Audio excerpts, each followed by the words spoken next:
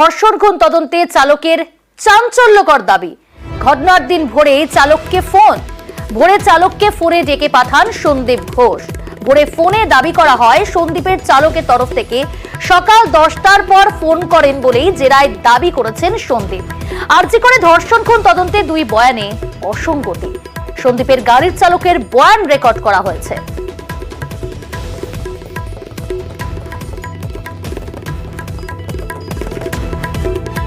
এর আগে আমরা দেখেছি সন্দীপ ঘোষ গ্রেফতার হওয়ার আগে তাকে দফায় দফায় জিজ্ঞাসা করেছেন সিবিআই আধিকারিকরা এবং একটানা জিজ্ঞাসাবাদ, নানা বয়ান রেকর্ড করা হয়েছে। বয়ানে অসঙ্গতি পাওয়া গিয়েছে।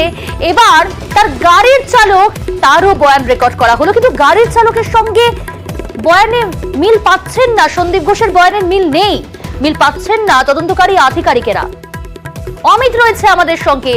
অমিত, একেবারে চাঞ্চল্যকর দাবি করছেন এবার গাড়ির চালক। সিবিআই নজরে তাহলে সন্দীপের গাড়ির চালক, কারণ বয়ানে তো কোনো মিলই নেই সন্দীপ ঘোষ এবং তার গাড়ির চালকের।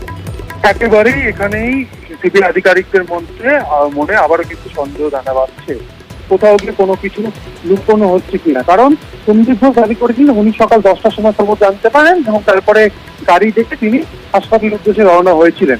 কিন্তু গাড়ির চালক, আজিকা হাসপাতালের প্রিন্সিপালের যে গাড়ির যে চালক, তার যে স্টেটমেন্ট রেকর্ড করা হয়েছে সিবিআই তরফে এবং এমনকি গাড়িকে এক্সামিন করা হয়েছে, গাড়ির গতিবিধি কোথায় আছে, অর্থাৎ জিপিএস সিস্টেম গাড়িতে আছে বলে প্রাথমিকভাবে জানা যাচ্ছে। তার যে গতিবিধি যে এক্সামিন করা হয়েছে সিবিআই তরফে, সেই জায়গায় সিবিআই তরফে দাবি করা হচ্ছে যে এই জিজ্ঞাসাবাদে গাড়ির চালক, সন্দীপ ঘোষের গাড়ির চালক, যেটা সিবিআই আধিকারিকদের কাছে জানিয়েছে যে ওই দিন অর্থাৎ যেদিন একদম ভোরবেলা 6টা বাজার আশেপাশে সকাল, খুব সম্ভবত যোগাযোগ বিচ্ছিন্ন হয়েছে। আমরা আবারও যোগাযোগ করার চেষ্টা করছি। যেমনটা বলছিলাম, সিবিআই নজরে এবার সন্দীপ ঘোষের গাড়ির চালক। আরজিকর ধর্ষণ খুন তদন্তে চালকের চাঞ্চল্যকর দাবি। ঘটনার দিন ভোরে চালককে ফোনে ডেকে পাঠান সন্দীপ ঘোষ। ভোরে ফোনের দাবি সন্দীপের চালকের। সকাল 10টার পর ফোন করেন বলে জেরায় দাবি করেছেন আবার সন্দীপ ঘোষ। অর্থাৎ এখানেই তাদের বয়ানে কিন্তু অসঙ্গতি এবং মিল পেলেন না তদন্তকারী অফিসাররা।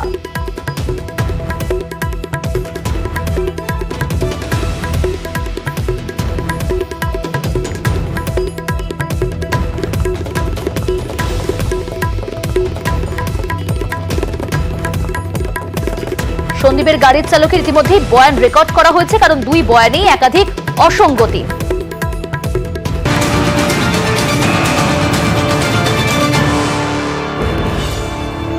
আর এদিকে ইডি তদন্তে আরো চাপে সন্দীপ ঘোষ।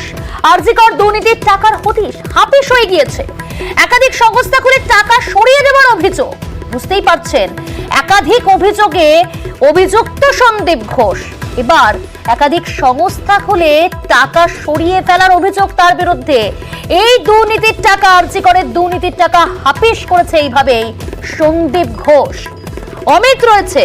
অমিত, নানা অভিযোগে অভিযুক্ত সন্দীপ ঘোষ এবার দুর্নীতির টাকা অন্যত্র সরিয়ে দেওয়া, একাধিক সংস্থা খুলে সেখানেও টাকা ইনভেস্ট করা, এই অভিযোগও তার বিরুদ্ধে।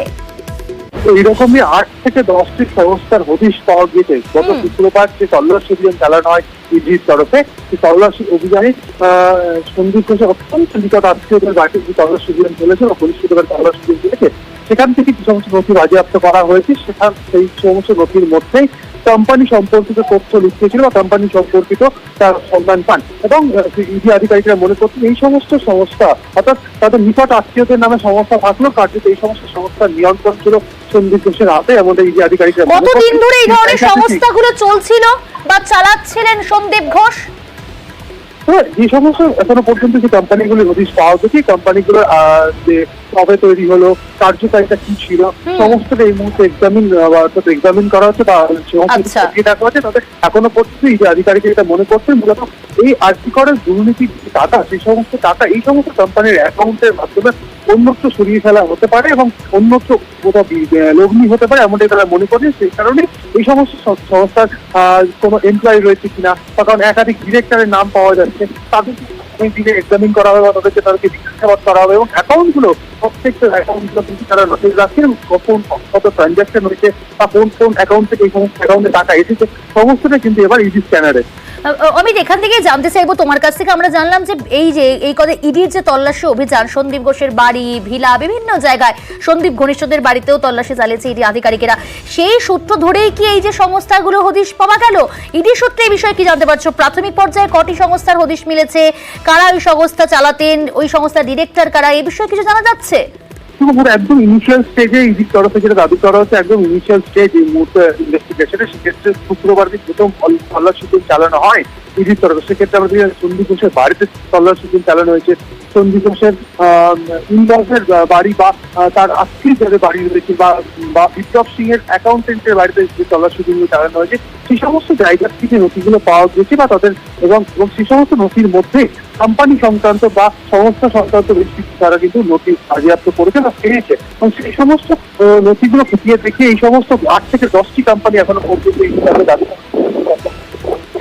এই কোম্পানিগুলোর ডিরেক্টর পদে সন্দীপ ঘনিষ্ঠ নিকট আত্মীয় বা সন্দীপ ঘনিষ্ঠ ব্যবসায়ী তারা কিন্তু রয়েছে ডিরেক্টর পদে। স্বাভাবিকভাবে এই জায়গা থেকে ইডি আধিকারিকরা মনে করছেন সেই কোম্পানিগুলো মূলত খোলা হয়েছিল কার্যত এই রাজ্যিকর দুর্নীতির টাকা সরিয়ে ফেলার কাজে ব্যবহার করা হচ্ছে। কারণ এর আগে অতীতে দেখা গেছে যে বিভিন্ন যে নিয়োগ দুর্নীতি সংক্রান্ত যে মামলা যেমন রয়েছে, যেমন প্রাথমিক শিক্ষক নিয়োগ দুর্নীতি মামলা বা এসএসসি নিয়োগ দুর্নীতি মামলা বা রেশন দুর্নীতির ক্ষেত্রে দেখা গেছে অভিযুক্তরা বিভিন্ন সময় তাদের নিকট আত্মীয়দের নামে অ্যাকাউন্ট খুলে বা কোম্পানি করে টাকা সাইফুন করেছে। বেশ, ধন্যবাদ। সন্দীপ ঘোষের আরো সম্পত্তির হদিশ। বেলেঘাটার সুভাষ সরোবরের কাছে বিলাসবহুল ফ্ল্যাট, সেটাও একটা নয়, দুটো। গ্যারেজের দামি গাড়ি। বাগুইআটির কাছে হাতিয়ারাতেও আরজি করের প্রাক্তন অধ্যক্ষের বিশাল বাড়ি।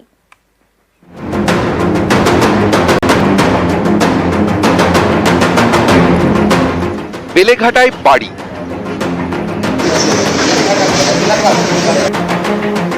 ক্যানিং এর জীবনতলায় ভিলা। এখানেই শেষ নয়, সন্দীপ ঘোষের আরো সম্পত্তির হদিশ মিলেছে এবার বেলেঘাটায়। সুভাষ সরোবরের কাছে বিলাসবহুল flat. P18A CIT road, scheme 10। এই সেই স্ট্যান্ড অ্যালোন বিল্ডিং, যে বিল্ডিং এ সন্দীপ ঘোষের আরো একটি ঠিকানা বা আরো একটি ফ্ল্যাট রয়েছে। এই বহুতলেই সন্দীপ ঘোষের দুটি বিলাসবহুল ফ্ল্যাট, দুটি 1200 স্কোয়ার ফুটের। 3 তলায় একটি ফ্ল্যাট, এখানে 3টে বেডরুম। এ ফ্ল্যাটের দরজায় তালা।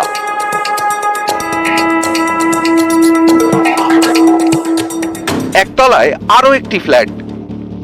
এটি ছিল সন্দীপ ঘোষের অফিস।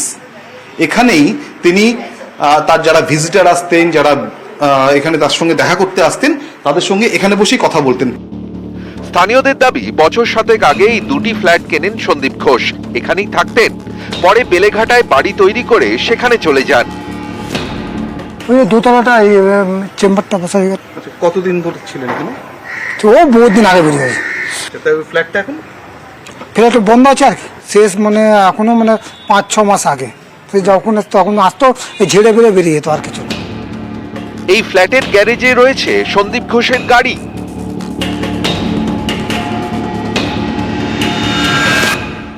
গাড়িতে government of West Bengal on duty লেখা স্টিকার।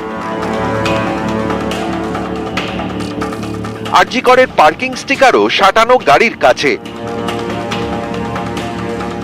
সিআইটি রোডে দুটি ফ্ল্যাট আর বাগুইআটির কাছে হাতিয়ারায় সন্দীপ ঘোষের বিশাল বাড়ি।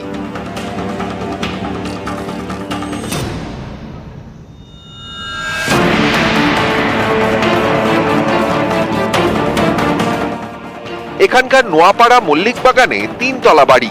এই বাড়িতে থাকতেন সন্দীপ ঘোষের মা বাবা। সন্দীপও মাঝে মধ্যেই থাকতেন।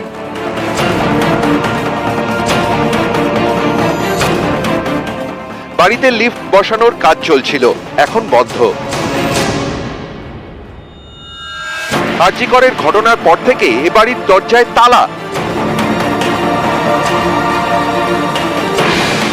বাড়ির দেওয়ালে সাটানো সিবিআই এর নোটিশ। মাঝে মধ্যে আসা যাওয়া করতেন, ওনার বাবা মা এখানে থাকতেন, এইটুকুই জানি। গত বছর পুজোর সময় ওনাদের বাড়িতে পুজো হয়, তখনই 2-1 বার দেখেছি। সেরকম তো পাড়ার সঙ্গে কারোর সঙ্গে মিশতেন না। ক্যামেরায় কাঞ্চন ভৌমিকের সঙ্গে পারাদীপ ঘোষ, নিউজ 18 বাংলা। আরজিকর দুর্নীতি তদন্তে আজও সিবিআই দফতরে হাসপাতালের সুপার। তৃতীয় দিন সিবিআই হাজিরা সপ্তর্ষি চট্টোপাধ্যায়। অমিত রয়েছে আমাদের সঙ্গে। অমিত, সিবিআই দপ্তরে হাজিরা সপ্তর্ষি চট্টোপাধ্যায় আরজিকর হাসপাতালের সুপারে। কি জানা যাচ্ছে আজকে কি কারণে হাজিরা, সিবিআই সূত্রে কি খবর?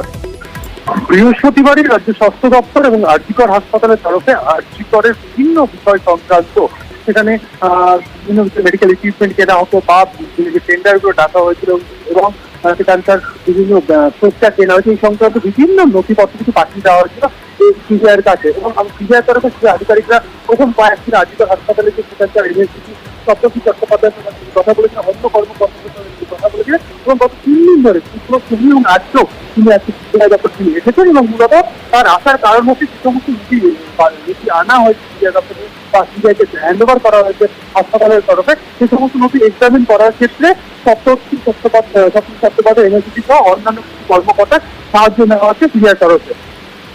বেশ।